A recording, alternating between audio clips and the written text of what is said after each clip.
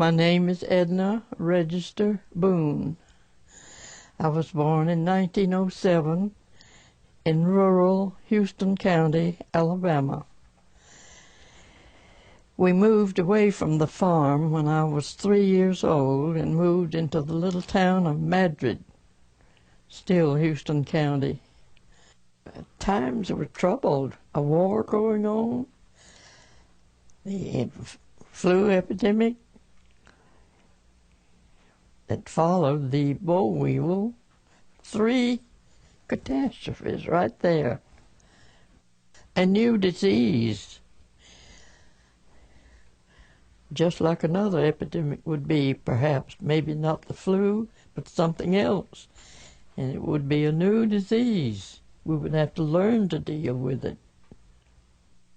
I was 10 years old, and my family was the only family in the little town that did not contact the flu. Therefore, my parents became automatic nurses. They nursed every family in town, and one family in particular was outside of town limits. My father and Uncle Eli, whom we called his manservant, dug a common grave and buried 3 people in it: mother, father, and a young daughter. Unfortunately, we had no sanitary conditions in the area at that time, so the people were buried in the clothes they died in and wrapped in the sheets, because there was no way no one to wash the bed linens for them. So they were buried in a common grave. I do not remember a single church burial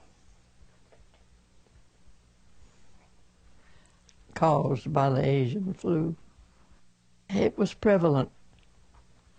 The greatest problem, of course, was getting medication. Only had one doctor, Dr. Andres, a wonderful man. He did the best he could. We had no penicillin, no sulfa, nothing to treat that dreadful disease. Of course, there was wagon loads of sick people lined up at his front door all the time. If you loaded a sick person whom you could no longer help and put them in a wagon, which is what most transportation was, put them in that vehicle and take them to Dothan, to a hospital, that chances are that patient would be dead when they got there. Okay, if it wasn't, there would be no room. The rooms would be filled. The doctors would be worked to capacity. That's why most families just buried their own dead. The flu itself, the so-called, I think they called it the Asian flu, affected the throat and the windpipe and chest, and lack of medication. We had a little drugstore, and he had a pharmacist, a hired pharmacist, but he could only supply Paragard or maybe mentholatum, I don't know what kind of ointments they put on their chests, but that's about all there was. And my mother's would take a half a teaspoonful of soda and put it in a glass of water for each of us, my twin brothers, and for me, and we would drink that before breakfast. I've often thought that that's what saved us. She said that that soda would neutralize the system and we would be less subject to pick up the germ. It must have worked because we were the only family, entire family, that escaped having that dreadful flu. It was my job as a 10-year-old to take food to people, to families that were all of them stricken. Mama would put a gauze bandage around my face, and she kept sterilized fruit jars on the stove at all times, and she would fill those jars with soup or whatever there was, and I would take those jars to the home of an unafflicted family, knock on the door, and leave the food at the door for someone to come pick it up. It was not a pretty picture. It was my job to see that the old-fashioned ranges that we cooked with had a reservoir, a hot water reservoir attached to the side of the stove. It was my job to see that that reservoir was full all the time. And of course I had to haul water up out of a well, but that wasn't hard for a 10-year-old. But anyway, that, and it was my job, my twin brother's job, to see that there was plenty of wood cooked for the fireplaces and the stove. One thing I remember that my father did, there was an open space on one side of our house, I would say the west side of that Papa plowed up totally.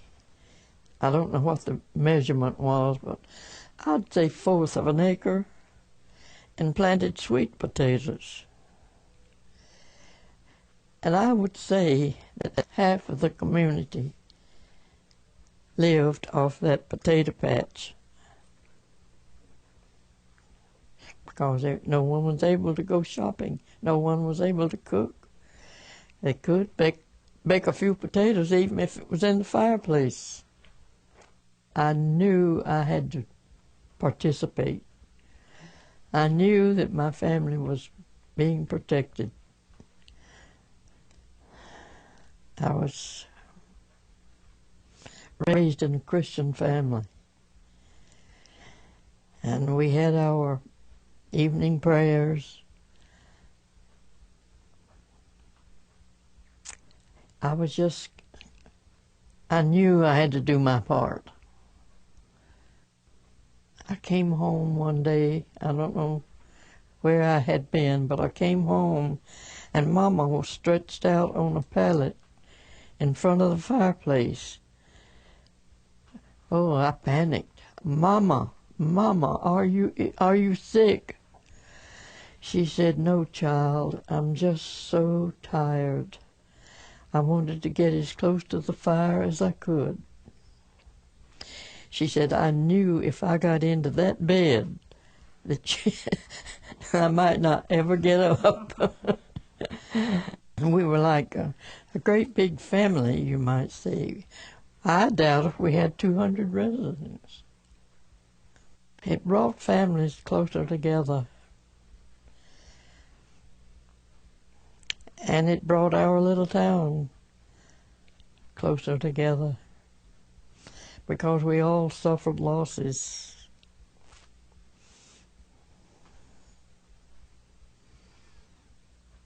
One way or the other, if not through war, then through the epidemic.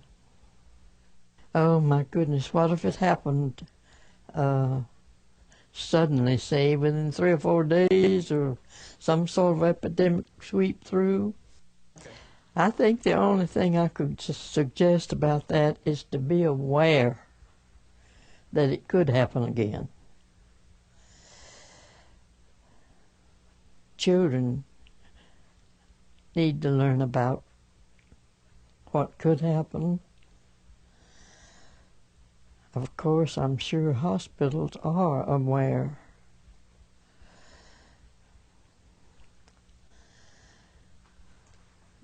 But the shock wave that sets in when something like this happens kind of stuns people, you know. They go beyond thinking correctly. And lots of times I would come in and I would cry because of all the sickness that was around me.